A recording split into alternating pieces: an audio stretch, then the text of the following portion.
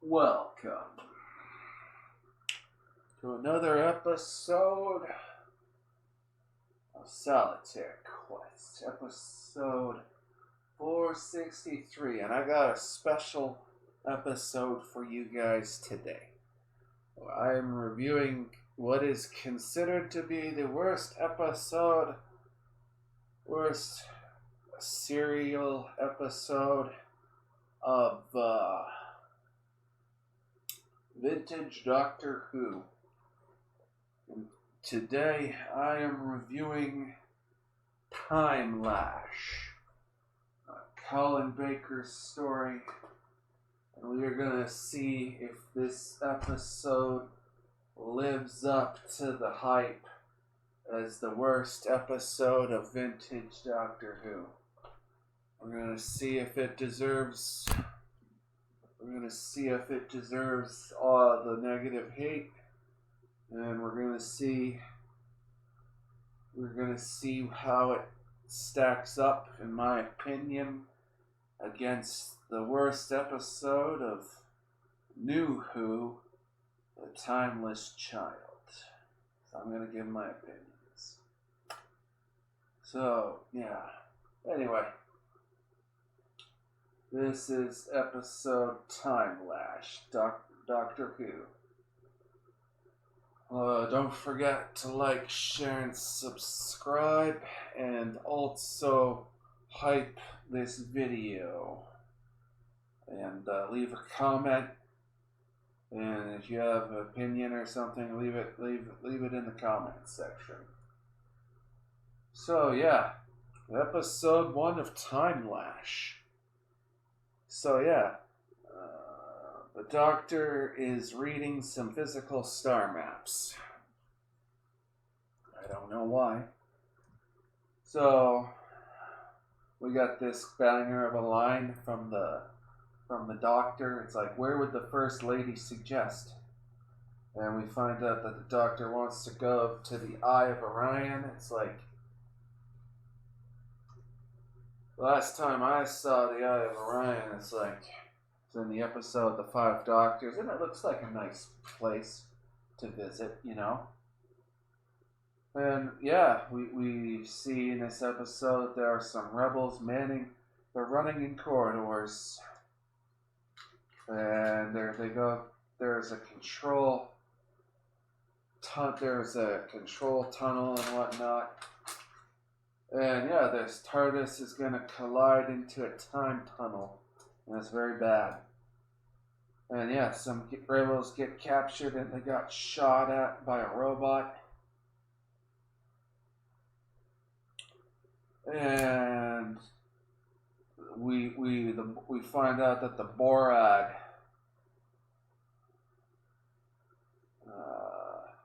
we find out that he blasts a woman or he blasts a guy or something. I forget what the fuck did I write. He ends up blasting one of the rebels. So yeah, a guy talks with a chick. There's experiments going on, you know. And yeah, the prisoners are brought in and are condemned to the Timelash. Which, yeah, I'm not gonna lie, it's like, if you have like some sort of time-based execution system, it's like naming it the Timelash. It's like it's not bad actually. Not bad naming scheme for like an execution device that uses time. So yeah, the one guy resists. Big Brother shows up on the screen. The Doctor is fiddling with the TARDIS, and we find out there used to be freedom on the planet. And counselor guy goes into the room that isn't monitored, and another guy goes in with him. We find out the guy hasn't acted due to the fact that he isn't ready. We find out that the planet is getting destroyed by the Borad. And yeah, the power gets transferred to the Borad's power vault. We find out that he's listening in on the guys, and the guy gets arrested. And yeah, the guy gets accused of treason. The leader, the Borat blasts the guy and kills him, ages him to death. And yeah, the TARDIS is getting, meanwhile, inside the TARDIS, things are getting wonky. And the daughter finds out her husband is a traitor. There's a woman with the amulet gets thrown into the Timelash. The TARDIS console sparks. TARDIS is returning to the planet. The Doctor has been to this planet before in a past incarnation. The Doctor and Perry get some drinks before, and they get some drinks. Perry looks at some planets. We find out that some of the flowers are poisonous. And yeah, there's some snake people, and they don't want war. And they need some grain, otherwise they're gonna be at war from the planet. And yeah, the guy wants the snake people to kill the Borat. So yeah, Perry gets a note, and as Perry is getting a tour, the Doctor speaks with Malin, and he wants the Doctor to get the amulet. Perry evades capture.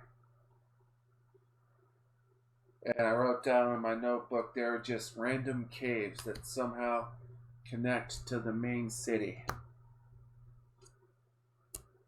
And yeah, we find out there are Morlocks in the caves, and that's a reference to H.G. Wells. This is going to be important. This is going to be important. I'm going to quiz you folks. No, I'm not. Yeah. So yeah, inside the caves, there's a lizard snake monster.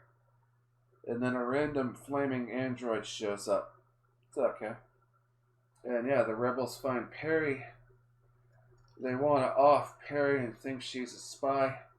And they know about the rebels know about the Doctor. Doctor goes to 1885. Just gonna spoil this now, but the guy he meets is H.G. Wells. And he's the guy that found the chick with the amulet, which means that every time the Timelash is used, it's like the random people from this space city are now just being sent backwards in time to Earth at some point in its history. So that's never quite addressed. It's like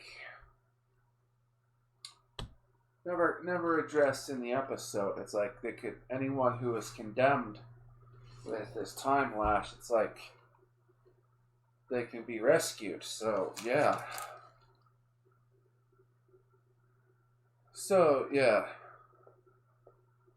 find out that H.G. Wells is fond of the chick that shows up, that he is a writer. They find H.G. Wells. The snake people have a bomb that can kill the people but leave the buildings intact. So that's pretty. Can kill anything with the nervous system, too. So yeah, the woman wants to go with the Doctor, and H.G. Wells wants to go too. So H.G. Wells somehow stows away onto the TARDIS. Somehow. The TARDIS has only one entrance and exit. It only has one entrance and exit. So H.G. Wells, immediately after the Doctor gets into the TARDIS, it's like H.G. Wells would have been inside the control room as well. So yeah,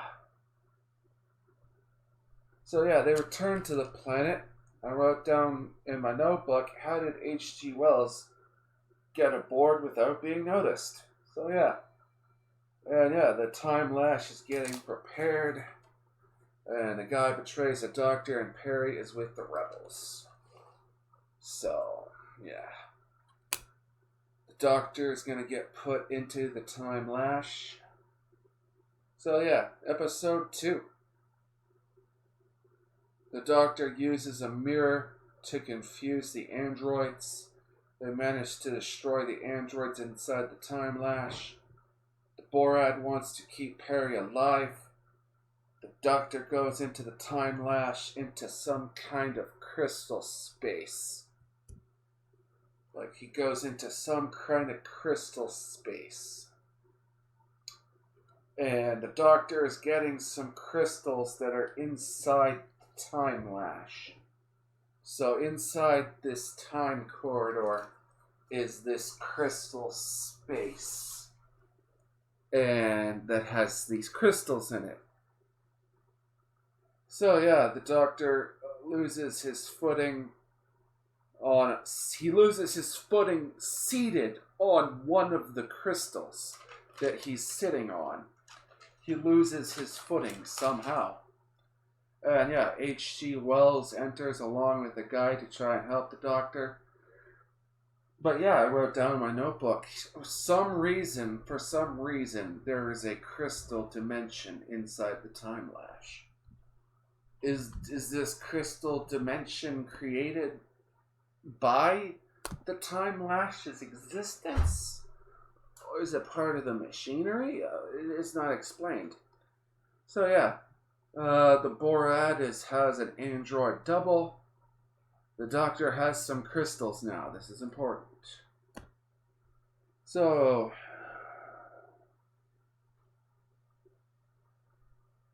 wrote down my notebook. It's like, this doctor, the 6th doctor, I'm surprised he's not carrying a gun, at this point. Because that's, like, we see that dark edge. So yeah, an underling gets blasted by the gun blast by the Borad, and Perry gets fitted with a canister. The doctor fiddles with some stuff, and the doctor has some time trickery going on. He has like a time set. The doctor has like a 10-second time break window device. He's got like a 10-second time jump thing. Which, yeah, straight up. If the doctor had a stand, it would definitely be that, And the doctor has made a time redirection gun somehow. And they get it, and the androids and whatnot, the security forces are ready to burst into the door. So, yeah, we find out that the burning android from the past is from the future that randomly showed up in episode 1. That was nice continuity. So yeah, it was the 3rd Doctor that traveled to the past in this episode. It was the 3rd Doctor. So yeah, the snake people are pulling up on spaceships. H.G. Wells comes with the Doctor and tells him to hide. The doctor confronts the Borad and the Tekka guy. We find out the Morlocks have no intelligence. And yeah, the Borad, he got like mutated by an exploding canister, and the DNA of the Morlocks, which is a lizard creature, bonded to him. And that somehow gave him longevity and intelligence, but it made him all fucked up looking, So yeah, it's like how does a non-intelligent lizard creature, how does getting its DNA infused into your body give you extended longevity and super intellect, And we find out that the doctor recognizes him, and the guy's trying to contact the snake aliens, And yeah, the Borat, he's just mutated, you know? He's got a fucked up hand. His face is all fucked up. And then Tekka guy, he gets aged and killed. The Borat wants to mate with Perry and make her like him. So, yeah. And to be fair, you know, I'd mate with Perry too, you know. To be fair, I would do the same thing. The way she was, the costume department with the way she was looking in the Attack of the Cyberman, with the costume department in that episode, it's like the costume department, they knew what they were doing with Perry.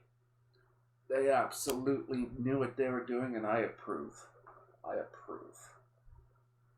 And so the Borat wants to mate with Perry, make her like him, and then create a mutated race of lizard hybrid people.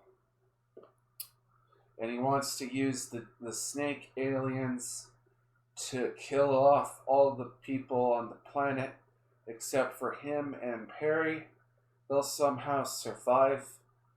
And from there, they'll create a civilization of mutated lizard people hybrid that her faces are all effed up, you know? It was like brilliant plan there, but you two people do not. It's like you have no genetic diversity with just two people. Like the guy is also experimenting with cloning. It's like he's also experimenting with cloning in two. It's later revealed in this episode. So, like, well, it's like, why doesn't he just make like more perfected versions of himself, that aren't screwed up looking, you know? Like it should be like seamless reptile lizard people. So yeah, the Doctor time jumps and presses some buttons. And yeah, the crystal that the Doctor's wearing absorbs the beam, and then it blasts back at the Morad. Doesn't even try to escape his fate. You know, just sit. It's like sitting on the chair. It doesn't even try to escape his fate. So yeah, the Doctor presses some buttons. Perry is in danger, and H.G. Wells rescues her, and they meet up with the Doctor. So the snake people launch the missile. The Doctor uses his title as president, and the snake people can't absorb, they can't stop the bomb. They have no abort the missile. They can't stop the missile. They can't hit an abort button for some reason. The missile does not have an emergency abort button on it. So yeah, the Doctor is going to intercept the missile alone. So the TARDIS is indestructible. So why is the Doctor worrying about Perry's safety in the TARDIS and says to her to stay outside? And yes, H.G. Wells somehow snuck in again. And yeah, I wrote down my notebook. The TARDIS is indestructible with shields. It's like there should be nothing to worry about. So yeah, they are going to use the TARDIS as a shield to intercept the missile. And yeah, the snake people immediately assume the TARDIS blew up. For some reason, the Doctor decided to go back to the planet immediately as it collided and whatnot. But no, the TARDIS is indestructible.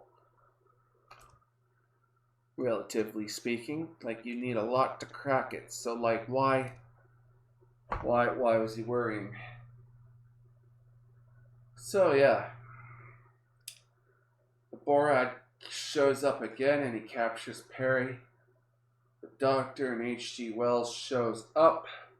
We find out that the Borat had cloned himself with like this version of himself has the exact same memories. And he says the woman will accept me when she becomes like me. And yeah, the Borat gets shown his reflection as the Doctor throws him into the Timelash, and he is gonna become the Loch Ness Monster. So yeah, they take H.G. Wells back with them to the past, and yeah, Perry finds out that Herbert is actually the writer H.G. Wells, and this was all the inspiration for his stories that he wrote. Okay, yeah. So, okay, my conclusion on this episode. It's like costume design. I'd give costume, like the costume work 7. The sets that they had for their budget and the way things looked, I'd give it a 7. The lizard monster that they used, that prop, that monster, it's like that was definitely a weak point. I'd give it a 3. But yeah, this episode is like some Beauty and the Beast type shenanigans, you know? Except the Beast is like a lizard guy that is mutated. He wants to make a new lizard race. So yeah, I think this episode this episode in comparison to the Timeless Child, which is the worst. If you ask me, it's the worst episode of Doctor Who of all time, New Who and Vintage Who. If you ask me, it's like this episode pretty much is like Shakespeare in comparison to the Timeless Child and that whole shit show of Jodie Whittaker era Doctor Who.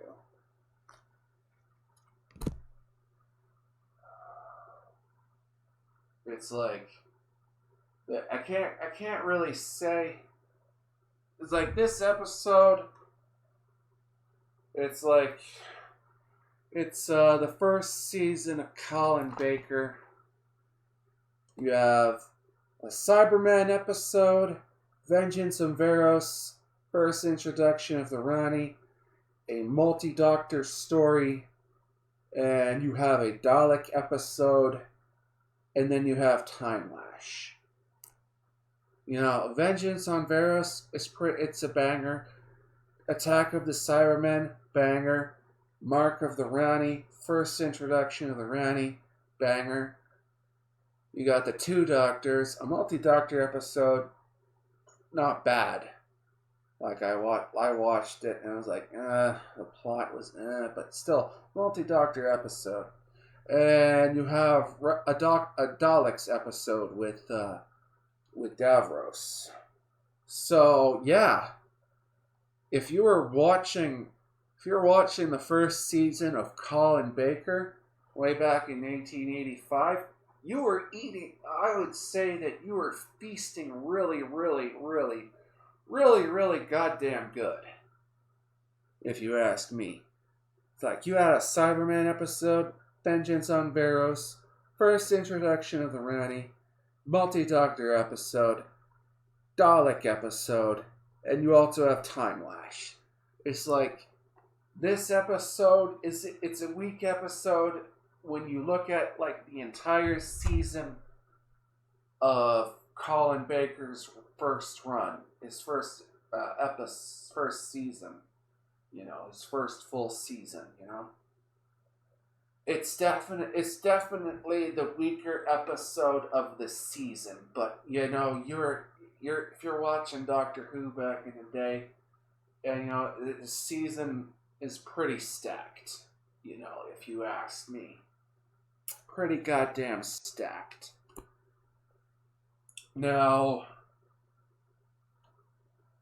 I will. It's like I've seen the seventh Doctor episode, The Happiness Patrol. Uh, it's like, you know, I'd say this Happiness Patrol would be worse than this episode. Happiness Patrol would be worse. Let's be real. Real talk. Real talk in terms of vintage Doctor Who. From what I have seen. Of course. But, yeah. It's like, first season of Colin Baker, pretty goddamn stack. It's like, this episode is mid. At worst, it is mid. At best, it's still mid. This episode is a mid episode, It definitely benefits from the shorter run times of this season. Two episodes of vintage Doctor Who, and then you're done. You can get on and watch. You can get on and watch like Revelation of the Daleks. It's a mid 2 episodes in between the 2 Doctors, and Revelation of the Daleks. The mid episode at worst. At best, still mid. But yeah. Overall, I don't think it's like this episode. It's like they hate it. This episode, this episode gets. It's a bit unfounded, if you ask me. It's like I can't. It's like personally, I can't fault the villain from wanting to tap Perry. To like, I can't fault. Like, I can't fault the villain, Like, he wants to crack Perry as a lizard person. He wants to change her to be a lizard person, and then he wants to crack Perry. I get it, folks. It's like you look at, it's like the costume department in the wardrobe department at, like, during Attack of the Cybermen. It's like Perry was looking pretty fine, folks, in like the short skirts, in like the not short skirts. It was the short shorts. I think she was wearing. I don't know if she was wearing a skirt or the shorts. My mind is a bit cooked right now. But no, yeah.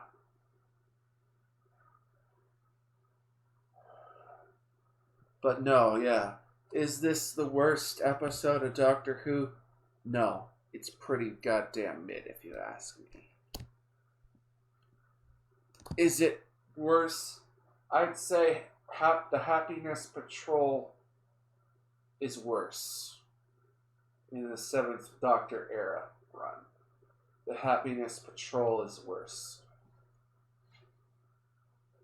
if you ask me. In comparison to the Timeless Child, it's like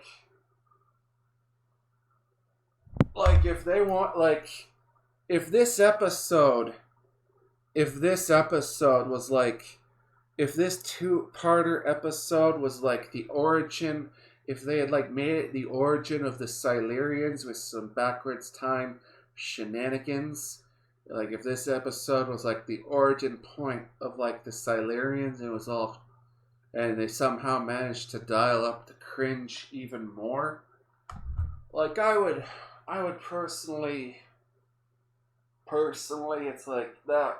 It's like if it was that bad, if they made it worse, make this like the origin of the Silurians, with some backwards time travel shenanigans, you know? If they had done that, and then made it even more cringe and whatnot, it's like, I'd say this episode would then be worse. It would then be worse than the Happiness Patrol. Well, that's just my thoughts. Anyway, I'm your host, the Blood Knight of the Old Republic of Bloodganistan. Like, share, and subscribe. So, yeah. Keep your sticks on the ice and your cards on the table. Cards on the table, sticks on the ice. Aloha snack bar. Peace out.